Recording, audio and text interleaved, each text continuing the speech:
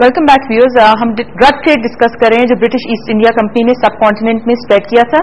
زید صاحب please continue. دیکھیے اس سے پہلے کہ ہم مزید آگے ڈرگ وارز پہ جائیں, ہم تھوڑا سا پیچھے جانا چاہیں گے اور ٹیپو سلطان کو ڈسکس کریں گے, کیونکہ ٹیپو سلطان کا ایک ایلیمنٹ ایسا ہے کہ جنہوں نے ایک ہیروئک ریزسٹنس دی, ایک مزاحمت دی برٹش ایسٹ انڈیا کی کمپنی اس ایکسپینشن کو روکنے کے لیے.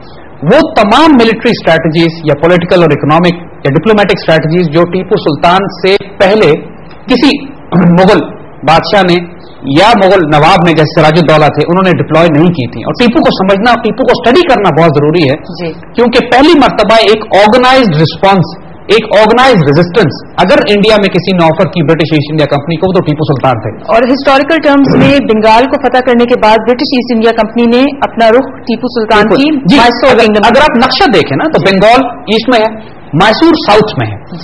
اور 1757 میں جب نواب سراج الدولہ کو شہادت ہوتی ہے, شکست ہوتی ہے, اور 20-30 سال کے عرصے میں بنگال لوٹ لیا جاتا ہے, بالکل تباہ و برباد ہو جاتا ہے. اس کے بعد انگریز اپنی توجہ کرتے ہیں دوسرے علاقوں کی طرف اور ساؤتھ میں میسور کی طرف آتے ہیں. اس وقت میسور کے حکمران حیدر علی تھے, ٹیپو سلطان کے والد. اور آپ کو اگر یاد ہوگا دلچسپ ہے کہ اس میں تاریخی طور پر اگر آپ اس کو اینالائز کریں کہ یہ وہ دور تھا کہ جب انگلینڈ یا برٹش امپائر امریکاز میں بھی جنگ لڑ رہا تھا امریکن کالونیز کو اپنے قبضے میں رکھنے کے لیے, اور American war of independence Atlantic ocean کے اکراس یہاں لڑی جا رہی تھی. جارج واشنگٹن اور وہ تمام امریکن جو برٹشرز کو نکالنا چاہتے تھے وہ یہاں جنگ کر رہے تھے. دوسری طرف برٹش امپائر انڈین سب کانٹیننٹ پہ بھی قبضہ کر رہا تھا. یہ ایک فینومینا ہے جسے کہتے ہیں امپیریل اوور اسٹریچ, یعنی سپر پاورز بھی جب ایک اتنی بڑی بڑی امپیریل پاورز بھی اپنے آپ کو بہت زیادہ اسٹریچ کر دیں تو ہر جگہ وہ قبضہ نہیں کر سکتی, دقت ہو جاتی ہے. اب انگریزوں کے پاس دو آپشن تھے, یا وہ امریکہ کی طرف توجہ دیتے یا وہ انڈیا کی طرف توجہ دیتے. امریکہ ان کے ہاتھ سے نکلتا جا رہا تھا اور نتیجہ یہی ہوا کہ اسی دور میں امریکن انڈیپینڈنس کا پیریڈ بھی ہے. امریکہ کو ان کے قبضے کو کتنا عرصہ ہو گیا تھا جیسے؟ بنیادی طور پہ تو جب انہوں نے فتح کیا, جب انہوں نے قبضے کیے تھے وہاں پہ جا کے تو کالونیز برٹش ہی تھی ساری, لیکن وہ مقامی وہ سیٹلرز جو وہاں پہ تھے جنہوں نے ان کو as an occupier, as an invader سمجھا, اور پوری تاریخ ہے امریکن وار آف انڈیپینڈنس کی, کیونکہ ہمارا سبجیکٹ اس سے نہیں ہے.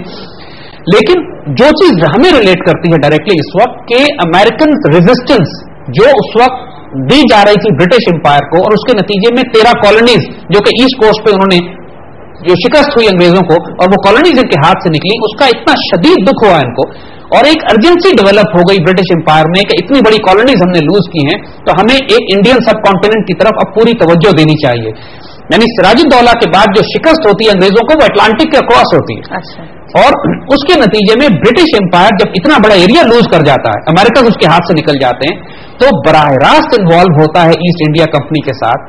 برٹش امپائر ایکسپینشن ہوتی ہے ایشیا میں, انڈین سب کانٹیننٹ کی طرف. آپ تاریخیں اگر دیکھیں تو بڑا خوبصورت ایک تاریخی طور پہ ایک پیٹرن بلڈ ہوتا ہوا ہمیں نظر آتا ہے. اب نواب سراج الدولہ کی شہادت کے بعد جب یہ ٹیپو کی طرف گئے ہیں, لیکن اس سے پہلے چھوٹی سی بات اور, جب امریکن ریزسٹ کر رہے تھے برٹش کو تو امریکنز اتنا اپریشیٹ کر رہے تھے ٹیپو سلطان اور حیدر علی کی مزاحمت کو جو انڈیا میں یہ انگریزوں کے خلاف دے رہے ہیں کہ ایک امریکن بیٹل شپ کا نام رکھا گیا USS حیدر علی. یعنی ان امریکیوں نے اپریشیٹ کیا اس تحریک مزاحمت کو کہ جو انڈیا میں میسور میں حیدر علی انگریزوں کے خلاف دے رہے تھے, کیونکہ دشمن دونوں کا کامن تھا, حیدر علی بھی انگریزوں کے خلاف لڑ رہے تھے اور جارج واشنگٹن بھی انگریزوں کے خلاف لڑ رہا تھا. تو ان لوگوں نے آپ ایک دوسرے کو اپریشیٹ بھی کیا. حیدر علی ان پڑھ آدمی تھے لیکن دلیر آدمی تھے, انہوں نے اپنے بیٹے کی بہت اعلیٰ تربیت کی. ٹیپو سلطان کو ایک عالم بھی تھے, ایک فاضل بھی تھے, ایک جرنیل بھی تھے, ایک اسٹیٹسمین تھے, اور جو کچھ ٹیپو نے اس کے بعد کیا وہ اتنا شاندار ہے کہ اس کی مثال نہیں ملتی ہے ہمیں انڈیا میں اس دور میں. ٹیپو سلطان نے انگریزوں کا تھریٹ جب بنگال کا حال دیکھا, مغل حکومت کمزور ہو چکی تھی, مغلوں سے اب ٹیپو سلطان کو کوئی مدد نہیں مل سکتی تھی. ٹیپو سلطان نے خلافت عثمانیہ کی طرف اپنے نمائندے بھیجے جو اس وقت مسلمانوں کی بڑی خلافت تھی. مگر بدنصیبی کہ ٹیپو سلطان کے نمائندے استنبول پہنچے تو وہاں ان کا انتقال ہو گیا. آج بھی ان کی قبر استنبول میں موجود ہے اور ان کی قبر پہ لکھا ہوا ہے کہ ٹیپو سلطان کے ایلچی جو ہندوستان سے آئے تھے استنبول میں خلافت عثمانی سے مدد لینے کے لیے. دوسری طرف ٹیپو سلطان نے چین کی طرف تعلقات قائم کیے اور چین سے ٹریڈنگ روٹس اسٹیبلش کیے, اور سلک بنانے کے تمام تجربہ اور تمام جو ٹیکنالوجی تھی وہاں سے لے کر آئے, اور آج بھی میسور میں سلک بنانے کے کارخانے, سلک یعنی ریشم سازی کے کارخانے جو کہ ٹیپو سلطان وہاں سے لے کر آئے تھے. انہوں نے اوورسیز ٹریڈنگ پوسٹ قائم کی خلیج میں, گلف آف عربیہ میں, انہوں نے فرینچ سے رابطہ کیا. یعنی ٹیپو سلطان نے اس وقت جو گلوبل ریپوزیشننگ فورسز کی ہو رہی تھی, جب انہوں نے دیکھا کہ انگریز طاقتور ہوتے جا رہے ہیں, انہوں نے فرانسیسیوں کو انوائٹ کیا, ملٹری ٹیکنالوجی بلڈ کی, ملٹری انڈسٹری لگائی. یعنی فرانس کی مدد سے جو انہوں نے ملٹری ٹیکنالوجی بلڈ کی, ان کی مسکٹس جو کہ توڑے دار بندوقیں جو مدل بیرل سے بھری جاتی ہیں, جو flint lock technology Tipu Sultan نے استعمال کی, وہ برٹش ٹیکنالوجی سے بہتر تھی.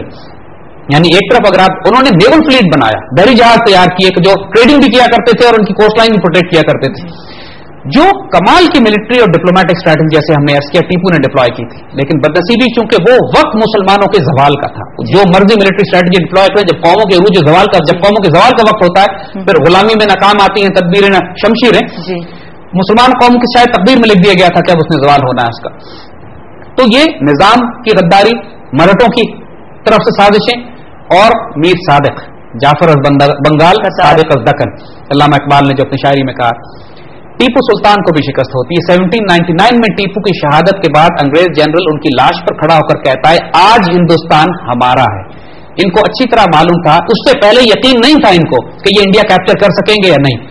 ٹیپو سلطان کی شہادت والے دن سمبولک تھی ان کے لیے اتنی بڑی فتح تھی. ان کو معلوم تھا کہ مغل امپائر کمزور ہو چکی ہے, اب انڈیا میں کوئی ایسا مسلمان جنرل یا لیڈر نہیں رہ گیا ہے کہ جو برطانوی راج کا مقابلہ کر سکے. ٹیپو کی ملٹری اسٹریٹجی اتنی پرفیکٹ تھی کہ اگر اندر سے غداریاں نہ ہوتی, اگر اندر سے اس بیچارے کی پشت میں خنجر نہ گھونپ دیا جاتا, تو تاریخ تبدیل کر دیتا وہ مجاہد. یعنی اس میں نے عرض کیا نا کہ چین سے لے کر خلافت عثمانیہ سے لے کر مڈل ایسٹ تک لے کر فرینچ یورپ تک جا کے اس نے اتنی بڑے بڑے گلوبل الائنسز بنانے کی کوشش کی ہے, ٹیکنالوجی ڈیولپ کرنے کی کوشش کی, ٹریڈنگ روٹس بنائے. برٹش ایسٹ انڈیا کو اس نے کاؤنٹر کرنا شروع کر دیا تھا. وہ فرینچ کنسیشنز دے رہا تھا فرینچ کو تاکہ برٹش ان کو نکالا جا سکے. مگر جیسے ہم نے عرض کیا کہ شاید مسلمانوں کی تقدیر میں لکھا ہوا تھا یہ کہ ہم نے غلام ہونا ہے. ایک ہمارے زوال کا پیریڈ تھا اس انڈیا میں. ٹیپو سلطان کی شہادت کے بعد ایسٹ انڈیا کمپنی کو کھلی چھٹی مل گئی قتل و غارت اور جو کچھ لوٹ مار وہ کرنا چاہتے تھے. یعنی 1757 سے 1857 کا پیریڈ اتنا ہولناک ہے جو ہم پہلے بھی ڈسکس کر چکے ہیں کہ کئی کروڑ انسان انڈیا میں ہلاک ہوئے. This was simultaneously the period, جیسے ہم نے عرض کیا کہ 1830 میں ڈرگ وار, پہلی انہوں نے اوپیم وار چائنا کے ساتھ لڑی, اور سیکنڈ اوپیم وار کے بعد تو چائنا بالکل ختم ہو چکا تھا. یعنی اگلے تقریباً 100 سال تک پوری چینی قوم نشے اور افیون اور بھنگ سے نکل ہی نہیں سکی, بالکل ڈوبے ہوئے تھے اس کے اندر یہ. مگر یہ جو ڈرگ کارٹیل, دیکھیے میں نے عرض کیا آپ کو کہ East India company drug cartel تھی بہت بڑی. یعنی ان کا ایک بہت بڑا رول جو تھا وہ ڈرگ شپمنٹس کا تھا. انہوں نے چین سے ڈرگس تو بیچی ان کو, لیکن دے ریئلائز کہ اس میں اتنا پوٹینشیل ہے کہ یورپ اور امریکہ میں بھی یہ ڈرگس بیچی جا سکتی ہیں. تو تاریخی طور پر 1850 سے لے کر 1910 تک یہ 60 سال ایسے پیریڈ ہیں کہ جب یورپ اور امریکہ میں بھی یہ ڈرگز انٹروڈیوس کی گئی, اور یورپین اور امریکن قوم کے ساتھ بھی وہی حشر ہونے لگا جو چینیوں کے ساتھ ہو چکا تھا.